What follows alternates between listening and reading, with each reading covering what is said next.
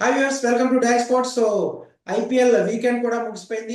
Monday ఒక interesting match అయితే జరగబోతుంది. టాప్ నెంబర్ 1 టీమ్ గా ఉన్న గుజరాత్ టైటన్స్ 6th ప్లేస్ లో ఉన్న కోల్కతా నైట్ రైడర్స్ తో తలపడబోతుంది. కంఫర్టబుల్ పొజిషన్ లో ఉన్నారు గుజరాత్.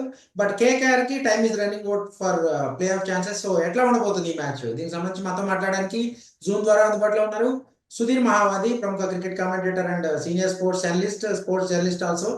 సుధీర్ గారు, ఎట్లా ఉండబోతుంది ఈ match KKR versus Gujarat? I think it should be interesting because కోల్కతాలో జరుగుతున్నది కనుక మంచి స్కోరింగ్ మ్యాచెస్ చూస్తాం. ఇప్పటివరకు కోల్కతాలో అన్ని కూడా బిగ్ స్కోరింగ్ మ్యాచెస్ చూసాం Naresh. Beautiful place and outfield, the fastest outfield, lightning outfield అంటాం కదా, అటువంటి కండిషన్స్ ఉంటాయి అక్కడ. And Kolkata of course they are under pressure. And Gujarat ఆ మొమెంటమ్ ను వాళ్ళు క్యారీ చేయాలి. వాళ్ళు కొంచెం మంచి పొజిషన్ లో ఉన్నారు, వాళ్ళు టాప్ లో ఉన్నారు. ఎందుకంటే సెకండ్ ఫేజ్ లో ఒక్కొక్కసారి ఏమవుతుందంటే నరేష్, ఈ లోలో ఉన్నటువంటి టీమ్స్ ఏమైనా సర్ప్రైజింగ్ విక్టరీ సాధించినట్లయితే టాప్ లో ఉన్న టీమ్స్ కొంచెం ప్రెషర్ లోకి వచ్చే ఛాన్స్ కూడా ఉంటుంది. And Kolkata of course still you can't right them of actually totally, ఎందుకంటే వాళ్ళకు కూడా ఇంకా ఛాన్సెస్ ఉన్నాయి, చాలా మ్యాచెస్ ఆడబోతున్నారు. అండ్ హోమ్ మ్యాచెస్ ని వాళ్ళు అడ్వాంటేజ్ గా తీసుకోవాలి, ఎందుకంటే చాలా ఇంపార్టెంట్ వాళ్ళకు. అండ్ హోమ్ క్రౌడ్ ముందు కూడా అంత పెద్ద చెప్పుకోదగ్గ పర్ఫార్మెన్స్ కనబరచలేదు Kolkata. So they have to be very careful, ఎందుకంటే గుజరాత్ చాలా ఫెంటాస్టిక్ టీం రియల్ గా చెప్పాలంటే. వాళ్ళకు మంచి ఆల్రౌండ్ పర్ఫార్మెన్స్ ఇచ్చేటటువంటి ప్లేయర్స్ ఉన్నారు. బట్ స్టిల్ ఇంకా గుజరాత్ టీంలో కూడా కొంతమంది క్లిక్ కాలేదు. ఈ సంవత్సరం మీరు చూడండి, సాయి సుదర్శన్ ఒక్కడు టాప్ లో బ్రహ్మాండంగా ఆడుతున్నాడు. అఫ్ కోర్స్ శుభ్మన్ గిల్ కూడా మంచి 90% సక్సెస్ ఉంది. అండ్ బట్లర్ ఫామ్ లో ఉండడం అనేది వాళ్ళకు చాలా ప్లస్ పాయింట్ అయిపోయింది. మొన్న కూడా చూసాం కదా, ఒక బ్రిలియంట్ ఇన్నింగ్స్ ఆడాడు, 97 నాట్అవుట్, చివరి వరకు ఉన్నాడు. సో అట్లా ఒక ఉండే ప్లేయర్ కావాలి. మీకు కలకత్తాలో అట్లా కనబట్టలేదు. క్వింటన్ డికాక్ ఓన్లీ 97 చూసాం, ఆ తర్వాత అన్ని ఫెయిల్యూర్స్. నరాయణ్ కపుల్ ఆఫ్ మ్యాచెస్ లో క్విక్ స్టార్ట్ ఇచ్చాడు, బట్ అతడు కూడా రాడు. ఓన్లీ రహానే అండ్ వెంకటేష్ యార్ కొంతవరకు పర్వాలేదు అనిపించుకున్నారు. మిగతా వాళ్ళు ఎవరు కూడా రాణించడం లేదు. రసల్ అయితే టోటల్ గా నేను మనం చెప్పుకోవాలి అసలు యాక్చువల్ గా నరేష్, ఇట్స్ బీన్ వెరీ పో పర్ఫార్మెన్స్ బై బ్యాట్ తోటి బాల్ తోటి ఇంకా క్లిక్ కాలేదు అసలు యాక్చువల్ గా. అండ్ నోకియా చాలా లేట్ గా వచ్చాడు మొన్న, బికాస్ అంతకు ముందు మ్యాచెస్ లో ఆడలేదు. ఇంజరీ కారణంగా అతడు కూడా ఒక మంచి స్టార్ట్ ఇవ్వలేకపోయినాడు. సో చాలా ప్రెషర్ లో ఉంది కోల్కతా టీం.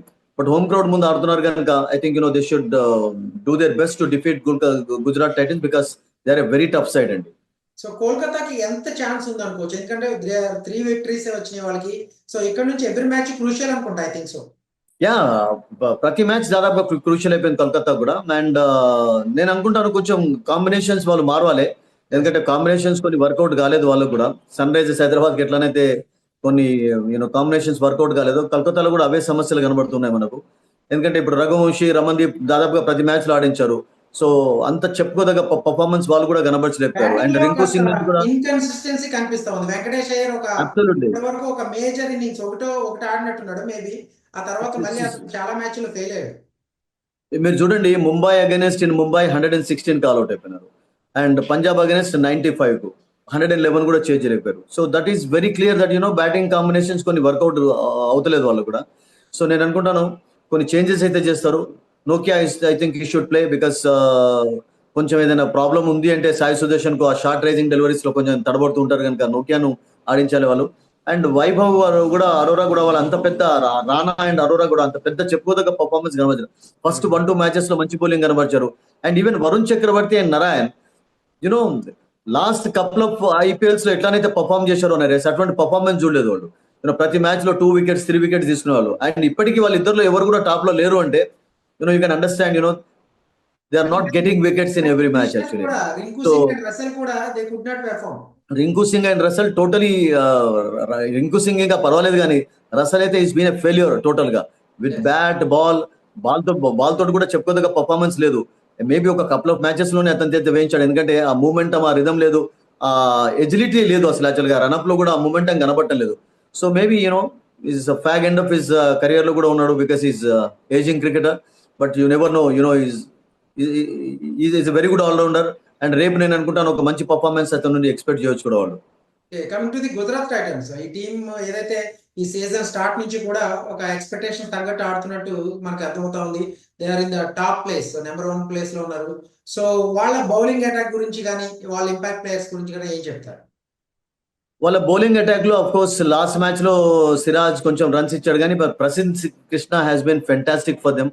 ఎవ్రీ మ్యాచ్ లో వికెట్లు తీస్తున్నాడు, ఎవ్రీ మ్యాచ్ లో తక్కువ రన్స్ ఇస్తున్నాడు.